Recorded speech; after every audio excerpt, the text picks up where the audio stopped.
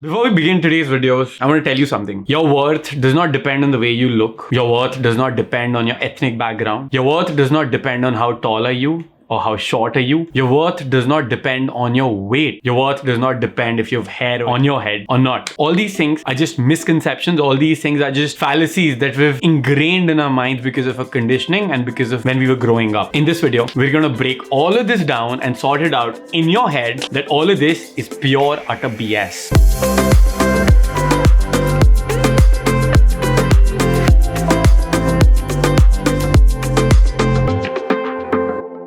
Hi, welcome to High Worth Cycle. My name is Kshitij and I help high performers like you build high worth and get off the hamster wheel so that you can live an amazingly fulfilled life, free of all the subconscious anchors which are weighing you down, which are creating a void in you right now. Talking about our insecurities, almost all of us are insecure about something or the other. Partly that's because of it's a human experience. Partly because being human, there's always thing or the other way we're going to be feeling that something inside of us is missing and we're going to be insecure about something. And that's completely fine. Where it becomes a problem is where it starts to stop us from living our life properly and it really weighs us down. For some of us, these insecurities can just go a lot in the front where we cannot take up challenges, where we cannot try out new things, where we cannot speak up in front of people, where approaching a girl or approaching someone else at the bar to talk to them would make us feel like we're not good enough and we're going to be rejected by them anyway. And it makes us feel insecure because of the way we look, because of the surface level stuff that we have going on out here, because of the body that we're in right now. The major reason behind that is, number one, is because of the mainstream social conditioning which is out there. The mainstream conditioning out here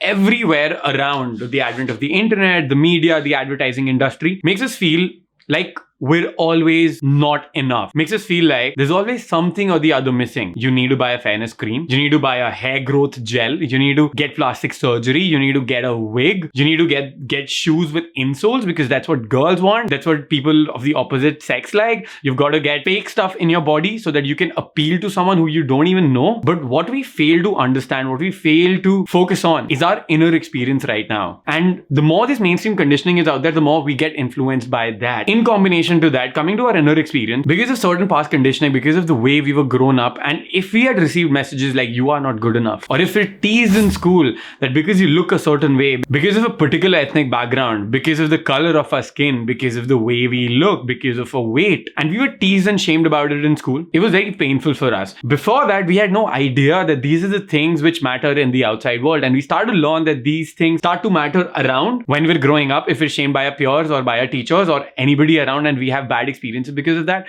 or even we're bullied because of the way we look. We start to feel that there's something wrong with us and we start to reject certain parts of ourselves. We start hating ourselves. We start hating the way we look, what we've done, whatever we're doing. We don't have confidence behind it, and that plays a huge role in us growing up and us doing certain things. This is not only limited to the school. Maybe sometimes our parents have been overtly critical of us. Maybe sometimes a relative comes home and out of a good natured intention gives us a nickname. Let's say we're a little bit obese and he gives us a nickname like a panda, and we start to hate that nickname, and then it catches on and all of our friends start calling us maybe a panda, and that has very negative connotation in our mind because it is associated with the pain, and that core pain is the pain of rejection, the pain that I am not good enough, the pain that there's something wrong with me, and that leads us to have low self-esteem. To make matters worse, if this experience of teasing and shaming and the messages being given that we're looking this particular way, we're of this particular color, and that which is why there's something wrong with us, if on top of this certain childhood experiences of, let's say, abandonment, neglect, or our parents not attuning to us, or us not being felt like we're seen and heard, or that we matter and we're respected, it makes matters even worse. It puts down our self-esteem, our self-worth, and our self-image even more, and it becomes a core belief that the way I look is the cause of all of my problems out here, and there is no way I'm going to be succeeding in life. There is no way the world is cut out for me, and we become overtly critical of ourselves. Talking about all this, one of the things that I'd like to share with you and I'd like to bring to your notice is we're always overtly critical about ourselves, that of course, there's something wrong. Like, even if someone gives us 10 compliments and one thing they say maybe about a nose or about a body, that's the only one thing that we're going to focus on. And that's what human beings are generally looking at as well. But this is not the case when we go to nature, or when we look at a tree, or when we look at someone else. Whenever we go into a forest and we look at a tree, do we ever say that that's an ugly ass tree because its branch is not perfectly symmetrical? No, we don't do that, because the tree is as it is. Nature wanted the tree to be that way, and it's beautiful because of the essence that it has at its core inside of it. But when it comes to us, we become overly critical of ourselves, not accepting certain things.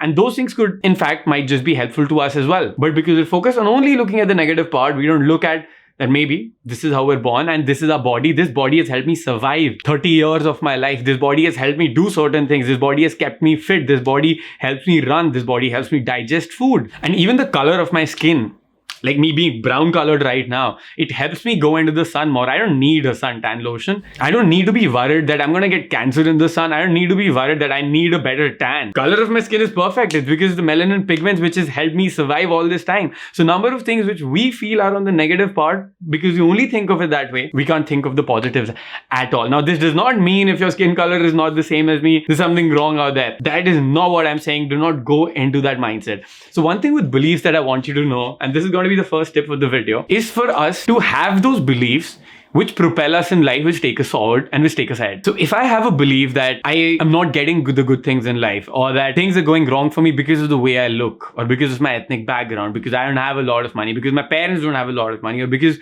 I'm obese, or because my nose is a little bit crooked, if I start to believe that, what is it going to happen? Am I going to be more confident in life, or my confidence is going to go down? Of course, I'm going to be less confident. And then the next time I'm faced with a situation, what am I going to tell myself? That, of course, I'm not good enough for this because of this and this problem. A better mindset for you to have is, rather than looking at the negative part of it and rather than having a mindset that limits you, that tells you why you cannot get something, you should start having mindsets which tell you that why you can get something. The reticular activation system, the RAS part of the brain, which is useful for the selective focus. It's almost like the blinders when you put on a horse and it's just focusing on that and it does not care about everything going around outside. So you want to put those blinders on and you want to think that whatever insecurity you have right now, look at the positive side of it. Start to make something positive out of it.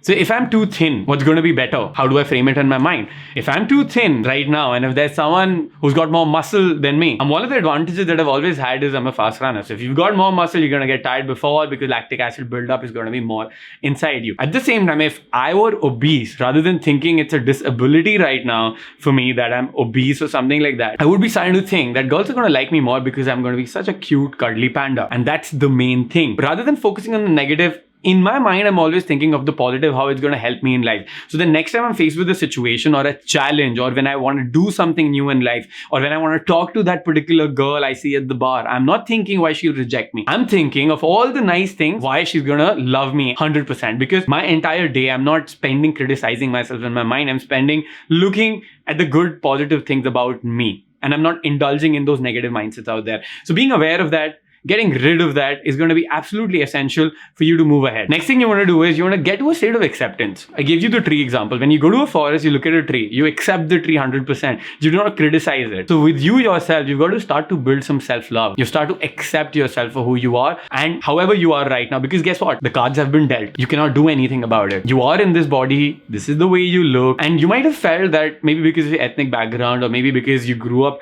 in a household where your parents did not have a lot of money, you lost out on a lot of things. But are you sure there were no advantages to that? Maybe your parents were able to spend more time with you. Maybe they loved you more than your other peers. I hear so many times from a number of people, and this is so common, I'm sure you would have heard this as well. People saying that my parents have a lot of money, but I don't care about the money because they don't spend time with me. So there's always a flip side to things. There's always a positive and there's always a negative. And if you're looking at the negative, you're going to over-exaggerate that and that will become your reality. I want you to look at the opposite part of it. I want you to look at the positive part of it, because that's what you want to train your brain to do. And then accepting yourself for how you are, accepting yourself as in how you are, because you cannot do anything about it. Suffering isn't about being how you are, or isn't about in the situation, but about how we perceive the situation as. Let me give you an example to illustrate this point even better. Anytime you're stuck in a situation, let's say as a traffic jam, you've got three options. Let's weigh out our options. What are the three options we have, and what is going to really make sense for us? The first option is I can go and I can change the situation. I can do something about it. And that's great. What can I do right now about the situation? Can I get out of my car? Can I get out of my car and push people around and tell people to move fast?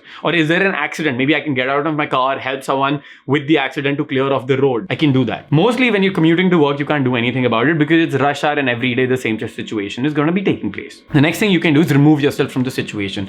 An unpleasant situation, you exit the situation, you remove it. What can you do out there? Can you leave your car right there and just go back home? Or can you get your car to fly over all of the other traffic. In this moment, we've exhausted that option as well. It's not feasible. Which brings us to the final and the third point, which is going to be mostly our default in situations that we cannot control. And that is going to be to just accept the situation. Once we accept the situation, once we come to terms with it, of course, they have taken action about it. We've tried to exit the situation. We've tried to change the situation. We've done everything we can. And we can just accept the situation, that we cannot do something about it. And it's okay. And we stay in that moment and in that reality and stop making things even more difficult for us than they already are. And that's what we're doing with our bodies right now. That's what we're doing with all of our insecurities. Whatever we're insecure about, we focus on it more and we make it even worse. We're in resistance to it when we cannot change anything about that, when we cannot leave the situation. Acceptance becomes the root. And when you surrender to acceptance, you're going to find bliss out there. You're going to find that your life is going to be great after that. You're going to find that the way you talk to people, because you love yourself, now you'll find that other people love you because of the reasons that were there initially that you thought people don't love you. Now when you start to love yourself, other people can sense off that energy, that you're confident, you love yourself, you're a secure person, and even if they were to say something to you to throw you off balance and criticize you, you're so secure in yourself, you accept yourself 100%, it will not matter that other people are not accepting you for who you are. To summarize the video, the suffering is in the mind, the suffering is in the resistance of what is. Once we can come to terms with it, once we can start to accept ourselves as in how we are, it'll be immensely helpful. Meditation being the first step into that, being aware of yourself, starting to love yourself, talking to yourself in a positive manner, noticing how you talk to yourself in a critical negative manner, changing that slow and steadily is going to be immensely helpful. If you want to work with us to help you out on that journey, if you want to work with us to help you get rid of those tough subconscious anchors, the shaming, the teasing that you faced in school or growing up, I would invite you to schedule a call with us. There's a link in the description box below. Just go down, click on that link, choose your slot, fill up a form. We're going to review the form and then we're going to get on a call with you and would help you out with it. That'll be all from my side. I hope you loved the video and make sure you subscribe to the channel. If you're not, guys, make sure you hit the subscribe button. You spank it, smash it, demolish it. And I'll see you in the next video. This is Kshitij signing off for High Word Cycle. Peace out.